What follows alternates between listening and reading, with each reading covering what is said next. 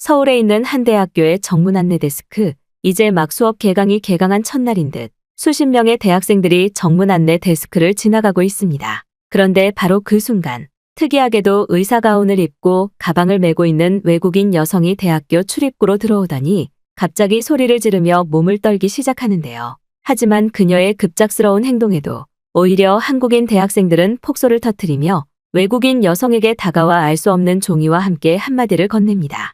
과연 한국의 대학교로 유학을 온 외국인 의사는 대학교 출입구에서 무슨 일을 겪은 것일까요? 안녕하세요. 저는 프랑스에서 신입 인턴 의사로 이제 막 전공 과목을 실습하고 있는 이자벨 로스라고 합니다. 이제 막 병원의 전체적인 업무와 전공 과목을 익히고 있는 저는 얼마 전 담당 교수님의 뜻밖의 제안으로 한국 대학교로 유학을 가게 되었는데요. 사실 교수님께서는 이전에도 몇 번이나 저의 다른 동기들에게 한국으로 의과대학 유학을 가지 않겠냐며 추천서까지 써주시겠다고 했지만 어째서인지 동기들은 한국은 썩 내키지 않는다면서 모든 유학을 거절했고 그 순서가 저에게까지 왔던 것입니다. 학과에서 다소 낮은 성적을 유지하고 있던 저에게는 가릴 것 없이 무조건 한국으로 떠나야만 하는 해외 유학의 기회였고 저 또한 동기들에게 한국은 다소 가난한 후진국인데 뭐하러 그곳에 유학을 가냐는 소리를 듣기도 했지만 평소 한국에 대해 극찬하시던 저희 부모님의 압박 아래 저는 한국으로 떠나게 되었는데요.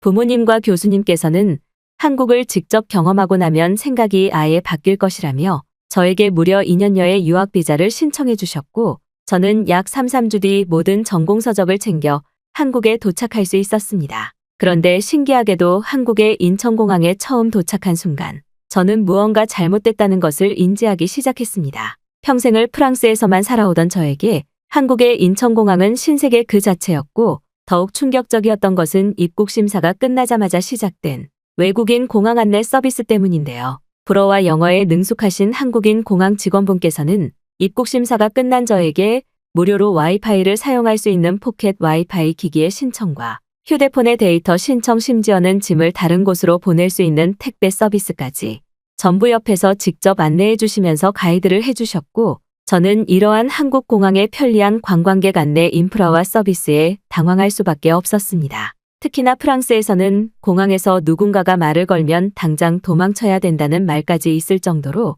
현재의 프랑스 공항은 치안이 너무나 좋지 않은데 한국의 공항은 이러한 문제가 전혀 없는 듯 오히려 외국인 관광객들에게 더욱더 밀착하는 직접 안내 서비스를 제공해주고 계셨기 때문인데요. 심지어 한국의 공항에서 처음 대여하게 된 포켓 와이파이 서비스는 프랑스에서는 거금을 주고 써야만 했던 무선 인터넷 시스템과 달리 완전한 무료로 와이파이 인터넷을 이용할 수 있었고 저는 이러한 공공 인프라에 한국인 직원분에게 한국이 이렇게 잘 사는 나라인 줄 몰랐다며 당황하는 모습까지 보이고 말았습니다. 하지만 저를 직접 안내해 주시던 직원분께서는 한국에서의 경우 와이파이는 어떤 공공시설을 가나 대부분 설치되어 있을 것이라며 친절하게 저에게 사용 방법까지 알려주셨고 저는 그 순간 제 귀를 의심하고 말았습니다. 한국은 교통시설인 버스와 지하철은 물론 심지어 공간적 공공시설인 공항과 기차 스테이션에서까지 모두 와이파이가 무료로 제공되고 있었고 이러한 한국의 디지털 생활편의 인프라는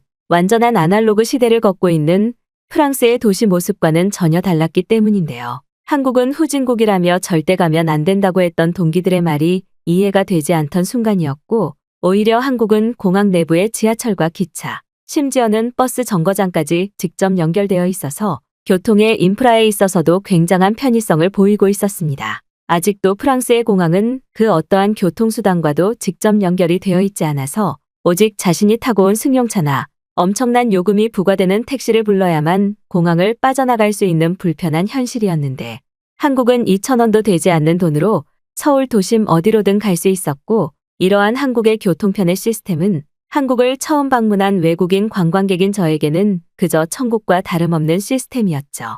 간단한 입국 심사와 편의 서비스를 받은 저는 곧바로 유학을 신청해 놓았던 서울 도심의 의과대학으로 곧바로 가기로 했고 저의 담당 한국인 조교분에게 전화를 걸어 제가 공항에 도착했다는 사실을 전화로 알렸습니다. 자신의 이름을 준용이라고 소개한 조교분은 저에게 문자 메시지로 학교 바로 앞으로 올 수 있는 버스 노선을 알려주겠다는 말을 했고 저는 그 순간 제 귀를 의심할 수밖에 없었는데요. 학교 정문 바로 앞에 대중교통이 도착한다는 말에 저는 코웃음을 치며 어떻게 그런 버스 노선이 다 있냐면서 거짓말을 하지 말라고 했는데 조교분께서는 오히려 당황하는 반응을 보이셨습니다. 놀랍게도 한국은 대부분의 지하철과 버스들이 중요 학교들과 가까운 곳에 정거장이 설치되어 있어 편하게 등교를 할 수 있었고 저는 또 한 번 한국의 말도 안 되는 교통시설에 놀랄 수밖에 없었는데요. 제가 다니고 있던 프랑스의 의과대학은 지하철은 물론 기차와 버스 그 어떤 것도 가깝지가 않아서 대부분의 학생들이 자신이 직접 차를 몰고 오거나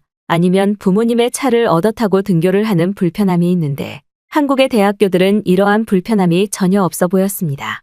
말 그대로 몇천 원만 있으면 곧바로 학교로 등교하는 것이 가능했고 심지어 이러한 정거장들이 학교와 대부분 가깝게 설치되어 있다는 것은 한국이 얼마나 말도 안 되는 교통 선진국인지 프랑스와의 차이를 뼈저리게 느끼게 만들었는데요. 프랑스에서는 학교를 왔다 갔다 하는 이동 시간에만 무려 6시간 이상이 걸릴 때도 많은데 한국은 고작 10분 단위로 등교가 가능하다는 준용 씨의 설명은 그동안 프랑스가 도시 생활편의 시설에서 얼마나 발전하지 못했는지 좌절감까지 느껴졌습니다. 그런데 한국에서의 진짜 놀라움은 제가 다니게 될 서울의과대학 정문에 도착했을 때였습니다. 대학교 내부에는 이제 막 방학이 종료되고 수업이 개강한 듯 수많은 대학생들이 캠퍼스를 거닐고 있었고 유학생이었던 저는 유학 신청과 서류 작업을 위해 정문 안내 데스크로 향했는데요.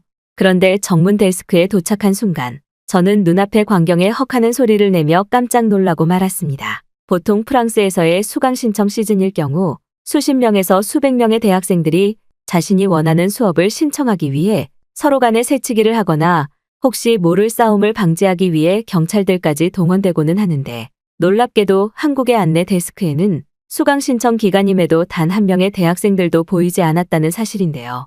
도저히 이해할 수 없는 상황에 저는 데스크에 있던 한국인 직원분에게 혹시 한국인 대학생들이 수업을 단체로 신청하지 않는 것이냐며 황당한 질문을 건네고 말았고 그에 맞춰 돌아온 직원분의 대답은 다소 충격적이었습니다. 한국인 직원분께서는 요즘 누가 수강 신청을 그런 구시대적인 방법으로 하냐면서 요즘에는 컴퓨터나 휴대폰으로 모든 수강 신청이 가능하다고 했고 저는 도저히 그 말을 믿을 수가 없었는데요.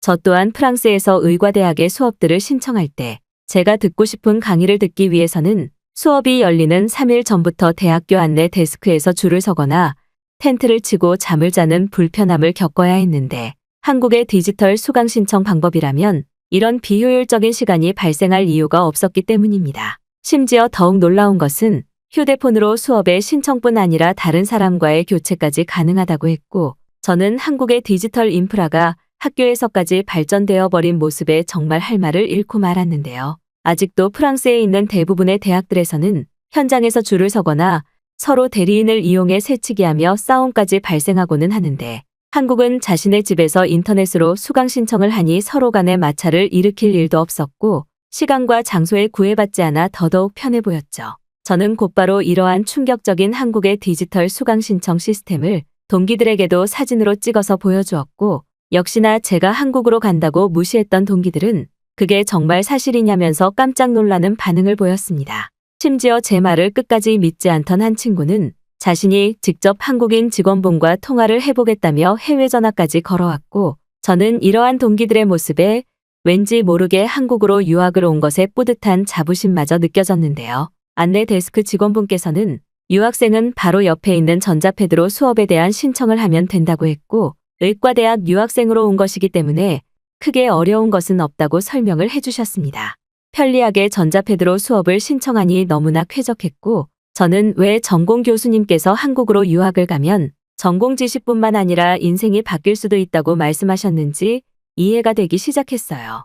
약 10분 정도로 모든 수업 신청을 마친 저는 곧바로 담당 조교분에게 전화를 걸었고 조교분께서는 유학 담당 교수님과 면담을 하기 전에 전체적으로 대학교를 한번 안내해 주겠다면서 출입구 정문에서 잠시 기다리라고 하시더군요. 한국의 대학교는 아무런 편의시설과 녹지 공간이 없는 프랑스의 대학과 달리 대학교 내부의 식당과 카페는 물론 너무나 충격적이었던 것은 500원 정도로 세탁물을 세탁할 수 있는 코인 세탁소까지 보였다는 사실이며 놀랍게도 가게 내부 고가의 세탁기들을 그 누구도 훔쳐가지 않았다는 사실이 더더욱 충격적이었습니다. 그리고 약 5분 정도 기다리니 전화로만 통화했었던 준용 씨가 나타났고 저에게 대학교 캠퍼스를 전체적으로 보여주겠다면서 일단 제가 머무를 숙소로 가보자고 하더군요. 그런데 준용 씨의 말을 들은 저는 그게 무슨 소리냐며 대학교에서 어떻게 잠을 자냐는 짜증 섞인 질문을 건넸고 아무리 한국이라고 해도 그것은 불가능하다는 생각에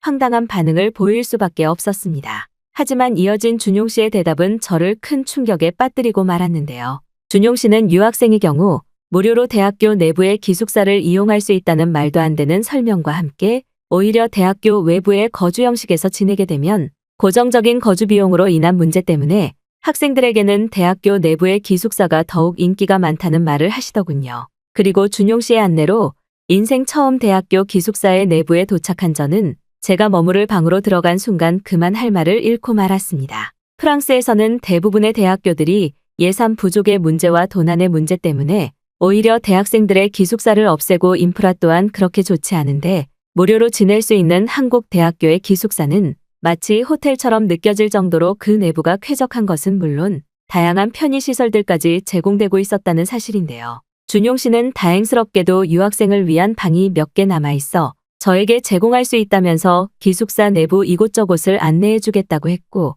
그렇게 준용 씨의 안내를 따라 기숙사 1층에 도착한 저는 눈앞에 편의점을 보고 믿을 수가 없었습니다. 대학교 기숙사 내부에 편의점이 존재할 수 있다는 사실을 전혀 몰랐던 저는 어떻게 기숙사에서 이러한 편의시설 제공이 가능하냐면서 질문을 건넸고 오히려 준용 씨는 편의점은 학생들을 위해 항상 24시간 열려 있기 때문에 더욱더 이용하기에 편리할 것이라는 충격적인 설명을 해주시더군요. 프랑스의 의과대학에서 1개월 정도 기숙사에서 지냈던 경험이 있던 저는 매일 밤 나타나는 빈대 때문에 잠을 제대로 자지 못할 정도였던 것은 물론 마트나 편의점까지 없어서 음료수라도 사려면 1시간 정도 차를 타고 대학교 외부로 나가야만 했는데 한국의 기숙사에서는 그럴 필요 자체가 없었기 때문입니다. 한국의 대학교 기숙사는 너무나 쾌적하게 관리되고 있었고 심지어 기숙사 내부에서 무료 와이파이까지 제공되고 있다는 사실은 역시나 디지털 인프라 강국이 바로 한국이구나라는 말이 절로 나올 정도였어요. 또한 제가 더욱 놀랐던 것은 바로 기숙사 내부에 있는 헬스장이었습니다. 준용 씨는 마찬가지로 헬스장과 샤워실, 심지어는 최근 요가를 할 수 있는 요가 연습실까지 대학교 학생이라면 24시간 누구나 무료로 사용할 수 있다고 했고 저는 이러한 한국 대학교 기숙사의 편의시설 모습들이 믿어지지가 않았습니다. 한국이 가난한 나라라고 생각했던 것과 달리 한국은 프랑스가 따라잡을 수 없을 정도로 공공시설이나 교육시설에서 엄청난 발전을 이룬 나라처럼 보였고 저는 그 순간 제가 한국의 유학생이라는 사실에 정말 다행이라는 생각마저 들었는데요. 대학교 내부에 헬스장을 찍어서 동기들에게 보여주니 당장 프랑스의 대학교에도 도입해야 된다며 난리를 치기 시작했고 저는 프랑스의 대학교에 헬스장이 있으면 모든 기구들이 하루 만에 사라질 것이라며 프랑스의 좋지 못한 치안을 꼬집기도 했습니다. 실제로 프랑스에서는 대학생들의 전공서적이나 짐을 보관하는 라커룸만을 전문적으로 훔쳐가는 대학교 터리범들이 따로 있을 정도로 사회적인 문제가 심각한데도 아무런 해결책을 찾지 못하고 있는데 한국은 이러한 치안의 문제는 전혀 없는 듯 대부분 시설들이 한국인들의 높은 시민의식을 믿고 만들어진 열려있는 공공시설들이었는데요. 또한 대학교 내부에 있던 공원은 야외공원이라고 할 수 있을 정도로 크고 넓은 녹지시설을 갖추고 있었고 이미 그곳에는 수많은 한국인 학생들이 잔디밭에 앉아 휴식을 취하며 책을 읽고 있었습니다. 누군가가 나의 물건을 노리거나 훔쳐가지는 않을까 초조해야 되는 프랑스와는 달리 한국의 대학교는 정말 자신의 학업에만 집중하면 되는 너무나 편안한 나라였고 저는 그 순간 한국으로 완전한 이민을 오고 싶다는 결심까지 서게 되더군요. 그런데 바로 그때 준용 씨는 일단 밥을 먹고 교수님한테 가자면서 대학교의 식당가를 가보자고 했고 저는 그 순간 당황할 수밖에 없었는데요. 보통 프랑스의 대학교에서는 식당가라는 시설 자체가 없는 경우가 많아서 대부분의 대학생들이 오후 강의까지 있으면 직접 도시락을 싸오거나 밖에서 해결을 하는 게 보통인데 한국은 놀랍게도 대학교 시설 내부 곳곳에 학식 식당들이 운영되고 있었기 때문입니다. 심지어 5,000원 정도라는 매우 저렴한 금액으로 양식과 한식 심지어는 중식까지 맛볼 수 있는 한국 대학교의 학식 시스템은 한국이 이렇게나 부자의 나라였구나라는 생각이 들 정도로 호화스러웠고 저는 한국으로 유학을 참 잘 왔다는 생각이 들더군요. 준용 씨는 저희 핸드폰에 있는 프랑스 대학들의 형편없는 학식 사진을 보더니 학식이 차가운 빵이 전부냐면서 오히려 놀라는 반응을 보였고 저는 씁쓸한 웃음을 보일 수밖에 없었습니다. 학식의 종류로 한식을 골랐던 저는 곧바로 사진을 찍어서 저희 SNS 계정에 한국 대학교의 학식이라며 사진을 올렸고 역시나 사람들의 반응은 폭발적이었는데요. 저의 동기들은 물론 부모님까지도 그게 정말 대학교에서 제공되는 식사가 맞냐며 당황하는 반응을 보이셨고 몇몇 동기들은 자신이 한국의 대학교로 유학을 가지 않았다는 사실에 뒤늦게 후회하는 모습까지 보이더군요. 앞으로 약 2년 동안 한국의 의과대학에서 유학생과 의사 인턴 생활을 하게 될 저는 한국에서 지내고 있다는 사실 그 자체만으로도 알 수 없는 뿌듯함이 생기는 것 같습니다. 한국인들에게는 평범하고 별것 없는 삶이 모든 것이 불편한 나라 프랑스에서 태어난 저에게는 천국 그 자체이기에 저는 유학생활뿐만 아니라 한국에서의 여행 기록들을 카메라로 기록해 놓을 새로운 여행일지 계획도 가지고 있는데요. 그동안 한국인들만 이런 천국에서 살고 있었다는 사실이 부러운 지금 저는 뒤늦게나마 한국을 느끼기 위해 오늘도 노력하고 있습니다.